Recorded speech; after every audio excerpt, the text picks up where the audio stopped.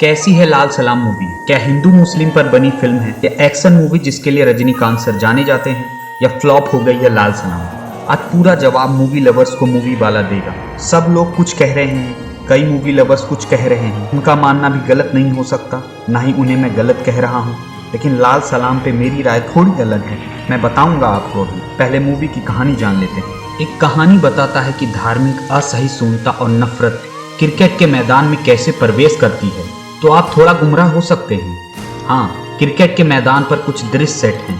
विष्णु विशाल और विक्रांत द्वारा निभाए गए मुख्य पात्र क्रिकेटर हैं।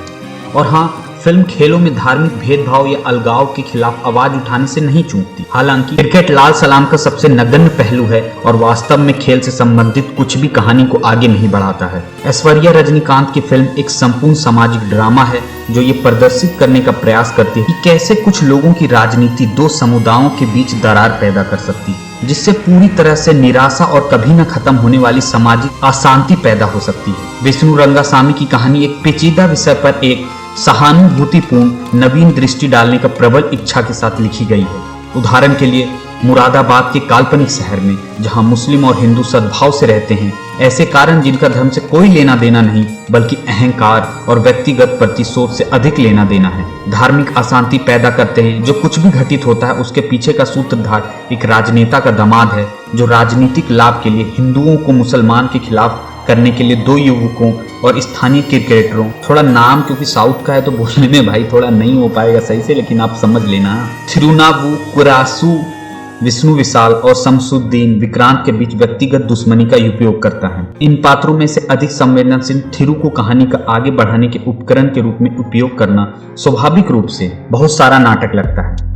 हालांकि आप केवल यही चाहते हैं कि लेखक खुद को थोड़ा और आगे बढ़ाए या कहानी बेहतर पटकथा लेखकों या अधिक सुलझे हुए फिल्म निर्माताओं के हाथ में जाए। गलत नहीं है, ये श्रेय की बात है कि जिस ऐश्वर्या को हम लाल सलाम में देखते हैं वो 9 साल पहले की तुलना में अधिक परिपक्व, गंभीर और साहसी फिल्म निर्माता है। कई क्षण चिंगारी दिखाते हैं एक निवेशित नाटक बनाने की वास्तविक फिल्म निर्माण की इच्छा, लेकिन दुर्भाग्य से कहानी में कोई भी विचार एक सामंजस्यपूर्ण फिल्म बनाने के लिए एक साथ नहीं आता है। लेखन में सूक्ष्मता का नितांत अभाव है, मेलोड्रामा पर अत्यधिक निर्भरता है और ऐश्वर्या का वॉइस ओवर का चौंकाने वाला उपयोग भी सभी परेशानियों को बढ़ा रहा है। शुरुआत में 40-50 मिनट से अधिक समय तक आप ये देखकर आश्चर्यचकित रह जाते हैं कि ये सब कितना अस्थिर लगता है। दृश्य ब्लॉकों की तरह चलते हैं, केवल थ्रू ही वो धागा है जो उनके बीच से गुजरता है। कहानी को गैर रैखिक रूप से बताने के एक अप्रभावी प्रयास में हम एक दंगे के दुष्परिणाम देखना शुरू करते हैं, जिसके बारे में कहा जाता है कि एक क्रिकेटर मैदान पर झड़प के बाद भड़का था जब थिरु ने कथित तौर पर शमसुद्दीन पर हमला किया था। थिरु के पास पुलिस के सामने आत्मसमर्पण करने के अलावा कोई अन्य विकल्प नहीं है, लेकिन कोई भी निश्चित नहीं हो सकता कि वो कानून की नजर में सुरक्षित रहेगा या नहीं।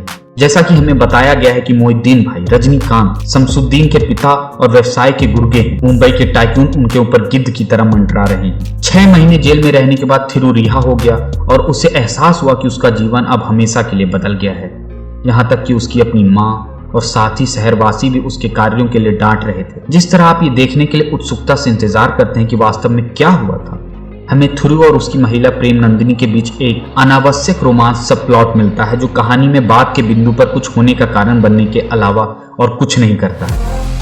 पटकथा के साथ ही सबसे बड़ा मुद्दा है केंद्रीय संघर्ष को इतने लंबे समय तक छुपा कर रखा जाता है, और जब वो सामने आता है तो आप ये सोचकर अपना सिर खुजलाने लगते हैं कि क्या इस तकनीक की आवश्यकता थी। उस सारे समय का उपयोग शमसुद्दीन के बारे में और अधिक दिखाने के लिए किया जा सकता था, एक ऐसा चरित्र जिसका परिप्रेक्ष्य शायद ही सामने आता है। वास्तव में शमसुद्दीन को थिरु की तरह ही कई या उससे अधिक परिणाम भुगतने पड़ते हैं, लेकिन वो केवल अपने पिता की राह को आगे बढ़ाने में मदद करने वाला पहिया बनकर रह जाता है। मोहिउद्दीन भाई वो छाया है जो पूरी फिल्म में समांतर चलती है, और अगर कुछ है तो वो रजनीकांत का विस्तारित कैमियो है जो वास्तव में लाल सलाम के लिए काम करता है। ऐश्वर्या अपने पिता की चंबुकी स्क्रीन उपस्थिति, स्वभाव और अडिग सम्मोहक संवाद अदायगी का बेहतरीन इस्तेमाल करती है। उपदेश को अलग रखते हुए रजनीकांत को उन कट्टरपंथियों पर पलटवार करते हुए देखना जो भारतीय मुसलमानों को पाकिस्तान जाने के लिए कहते हैं, निश्चित रूप से एक सुखद अनुभव है। यह लाल सलाम के लिए एक आवश्यक राहत थी, क्योंकि हालांकि फिल्म वास्तविक समस्याओं को प्रतिबिंबित करना चाहती है,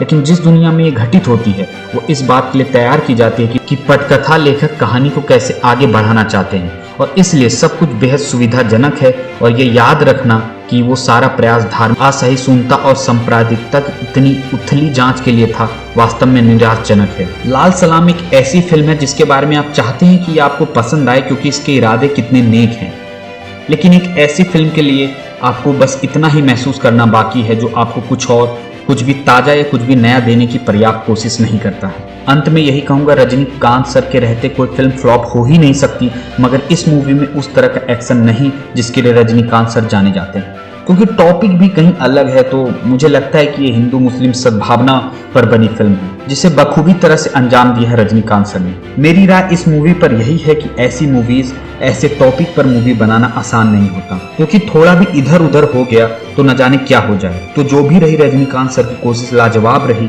कलेक्शन और कमाई से इस मूवी को नहीं देखनी चाहिए। क्या आप लोगों ने मूवी देखी, कैसी लगी, क्या कहना चाहते हैं? कमेंट खुला है। कितने बड़े फैन हैं थलाइवा सर के, ज़रूर बताएं। और ऐसे रिव्यू के लिए चैनल को ज़रूर सब्सक्राइब करें और वीडियो अच्छी लगी हो तो लाइक ज़रूर करें। तब तक अपना ख्याल रखिए, फिर मिलेंगे।